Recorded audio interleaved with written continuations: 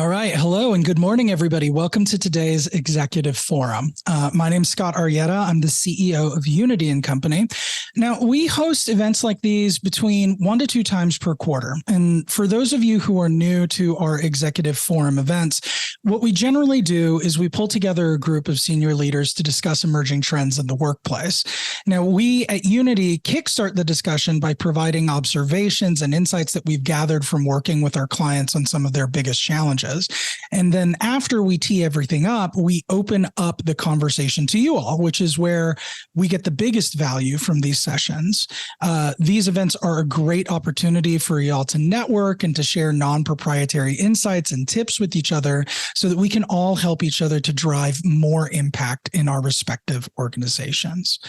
So before we get started, I wanted to give you a 60-second overview with quick context on myself and Unity & Company. So I founded Unity & Company after a 20-plus year career leading operations and HRs for a variety of companies in the tech and financial services sectors. At Unity, we believe that the key to success in business lies in how well an organization can engage and deploy their people. Our engagements focus on helping our clients leverage a strategic understanding of human experiences to unlock best-in-class performance in their organizations. And we do this by really teaching our clients how to harness the power of their people in 3 main areas of discipline: customer experience, employee engagement, and talent development. Now, for today's discussion, we're going to be focused mainly on the talent development and employee engagement aspects of our specialty. So without further ado, let's go ahead and just dive right into the good stuff. All right. Now, I want to start off our conversation today by zooming out a little bit and reflecting. Sometimes it's easy to forget, as we lean into everyday life, we've been through a lot in the last few years. The global pandemic has taken a toll mentally, emotionally, and for some of us, we even have lasting physical consequences associated with that. And in response to the pandemic, organizations responded by shifting their ways of working. We now operate in work environments that are more distributed than ever before. And then AI and automation technologies are having a massive impact on how we think about talent, from staffing forecasts to the types of roles we source for and the corresponding skills we need to develop. Implementing technology solutions in the next decade is going to impact almost every facet of organizational talent development strategy. And lastly, as if all of these things weren't enough, there's a growing skills gap that is emerging as technology changes the way that we work and baby boomers vacate key positions in numbers that will be difficult or maybe even impossible to keep pace with. Now, all of these factors mean that talent development leaders will be called on as strategic change partners more than ever in the coming years. So with all of that said, some questions to consider. What are your thoughts on these challenges? How have you experienced the impact of them in your organizations? And would you add anything else to this list? Let's take a look at our first insight and discussion point, which is attempting to wrap our arms around the impact of the pandemic on the emotional and mental well-being of our employees. A recent Gartner study revealed that 60% of employees report experiencing significant amounts of stress daily, which is substantially on the rise compared with pre-pandemic baselines. There's a real business impact to all of this too. It results in decreased productivity and engagement, increased conflict and attrition. And all of this is costing our organizations real dollars and cents every single day. Now, what we've seen in our work with our clients is a heightened interest in soft skills training to try and help managers stand in the gap. Specifically, we've seen a shift away from more tactical leadership development training requests towards programs that help to equip leaders with the skills that they need to successfully manage difficult conversations. Most surprising to us is the appetite that we've seen from our clients to integrate concepts like somatic self-awareness into our training programs, so leaders can be better equipped to handle emotions within themselves and identify emotional reactions surfacing in others. This trend continues as we move down the list. We've seen a rise in the number of clients that we work with who offer some kind of on-site or on-demand counseling and or coaching solution to their employees. And some companies have also invested in discussion workshops to give employees a forum just to talk about the challenges that they're facing.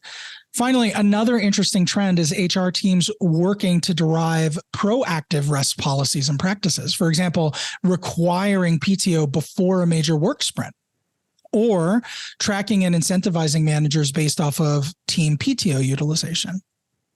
So before we close on this topic, things to ask yourselves at home: what insights do you all have on this topic? Have you tried any of these solutions listed in your organizations?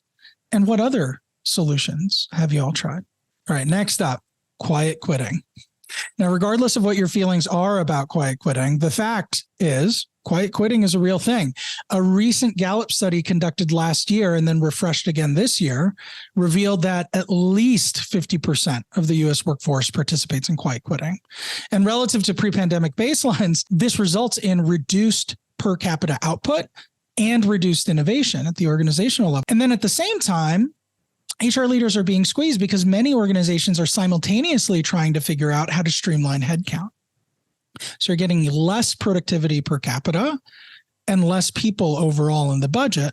So what this leads to is an untenable situation. Now, Gallup's research shows that quiet quitters tend to line up pretty squarely with their definition of disengaged employees. And if you know anything about Gallup's work in the field of employee engagement, you know how vital of a role the manager plays in helping to drive engagement and combat disengagement. So the first trending solution is to boost engagement through leadership development training. We have to equip our managers to drive this engagement. Basic things like clarity of goals, consistency of communication, tying purpose to action, and just showing that you care about them as a human being. All of these have a significant impact on employee engagement. But some employees have permanently shifted their priorities. And honestly, this might not be a bad thing for them. It might be exactly the right solution for them. But it does mean that organizations have to adapt. And we have to do this by deploying our internal talent mobility strategies to more efficiently deploy our talent. We also have to identify the employees who are actually in a position to advance their careers and their development and look to develop them more intentionally by providing them with continued education and upskilling opportunities. And then as a final solution, organizations are shifting to flexible and contingent workforce solutions, which helps them to more accurately and reliably predict pay for performance since it's done on a contractual basis. So I'm really interested in your reflections about how quiet quitting has impacted your organization. All right. So in response to the pandemic, many companies moved to remote and hybrid working models.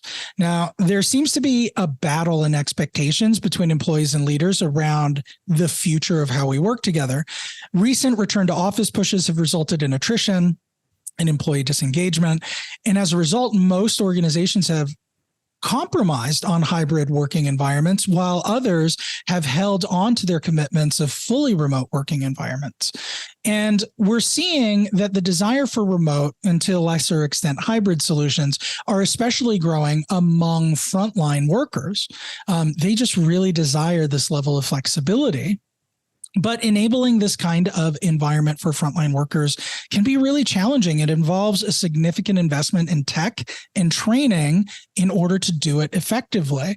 A recent Gartner study revealed that globally, 58% of organizations are investing in process and tech changes to enable frontline flexibility, and another 33% plan to do so this year. So to say it's a trend is an understatement. It's the vast majority of companies that have frontline workforces are looking towards this as a solution just to remain competitive with attracting the talent that they need to staff these positions.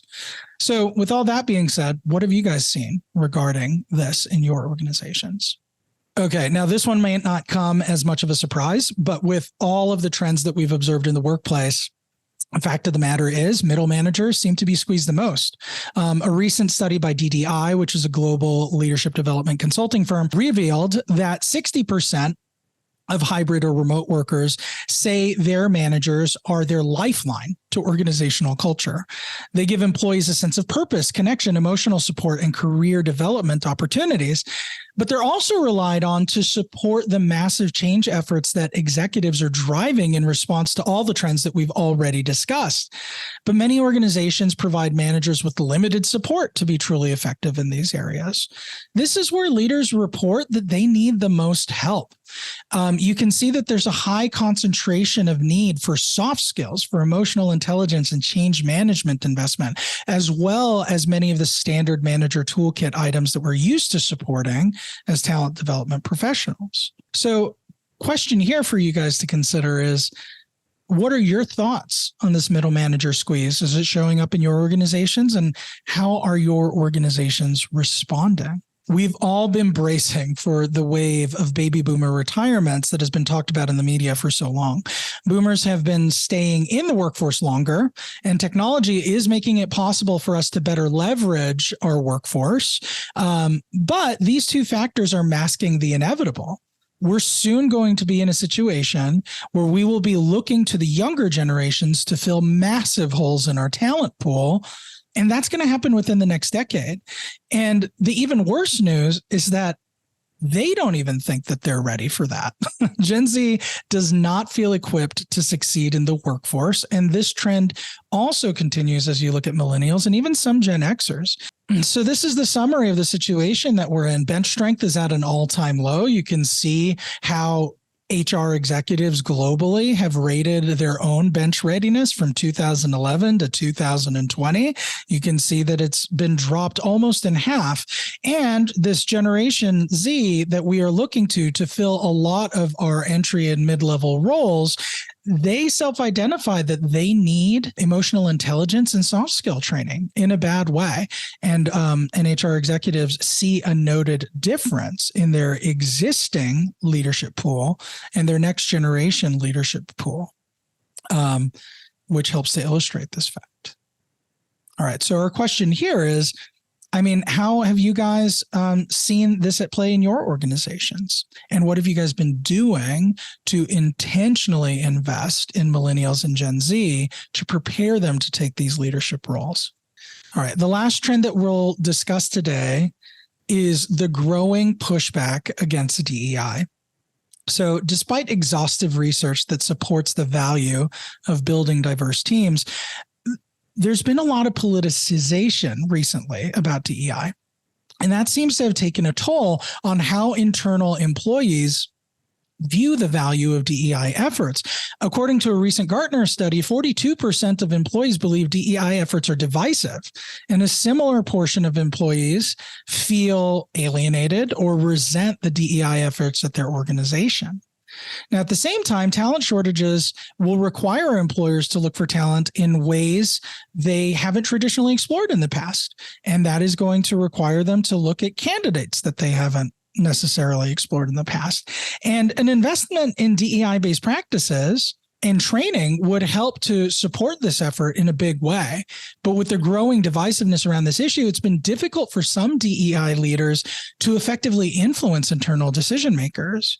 So we're really, really interested in your guys' input because we know that every organization is different and the cultural values and empowerment are different when it comes to DEI. So how has this shown up in your organizations, and how have you responded? Well, we've had some really great discussion today about trends that are impacting leadership development professionals in 2023. I'll close by just saying that we here at Unity and Company do a lot of work in leadership and employee development training. Specifically, one of the areas where we do a lot of work is in our signature training program, the Catalyst Leadership Program. And you can see that it's a really good mix of the standard manager essentials toolkit that helps to prepare them tactically for the challenges that they're going to face as leaders. But there's also a really nice integration of soft skills, somatic awareness, and all of the new tools that managers have self-identified that they will need to lead the next generation of professionals in this new world that we are experiencing post-pandemic. Here at Unity & Company, we've worked with companies of all sizes, from Fortune Global 500 companies to scrappy pre-revenue startups and everything in between. And so we know that when it comes to consulting and training programs, one size doesn't fit all. You really need to partner with a partner that understands the operational context that you're working from and can custom tailor a solution for the size of your organization, your operational context, and even the culture and values that are currently in play. And that, I think, is one of our firm's strengths. This is just a brief overview of our team. We've assembled a pretty killer team of professionals that have worked with some really impressive logos in their corporate careers and have had some really impressive experience and results since joining the Unity team. And with that being said, this is our contact information and how you can reach the Unity team. If there's any way that Unity can partner with you all on your talent development needs in the coming year or into the future, feel free to give us a call or drop us an email. Thank you guys for attending today. We really appreciate it, and we'll see you next time.